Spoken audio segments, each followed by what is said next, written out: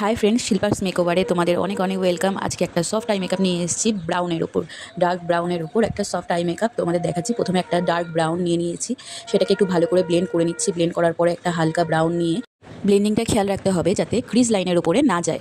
তারপরে আমি এখানে নিয়ে নিয়েছি হালকা ব্রাউন কালারটা দিয়ে এবারে আমি আবার ক্রিজ লাইনটাকে ভালো করে ব্লেন্ড করে ওটাকে স্প্রেড করে দেবো, যাতে দুটো কালার একসাথে সুন্দরভাবে মিক্স হয়ে যায়। তারপর আমি আরও হালকা ব্রাউন কালার দিয়ে ব্রাউন এরিয়াতে ভালো করে ব্লেন্ড করে নিলাম অন্য কালারগুলোর সাথে, যাতে ওই আরও ডার্ক ব্রাউনগুলো খুব ভালোভাবে ম্যাচ হয়ে যায়।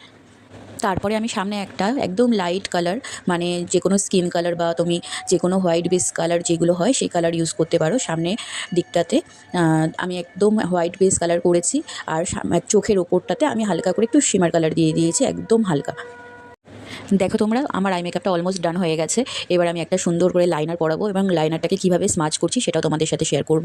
একটু সুন্দর করে দেখো, আর তোমরা আমাকে কমেন্টস করতে পারো কোনো কিছু এনকোয়ারিজ জন্য।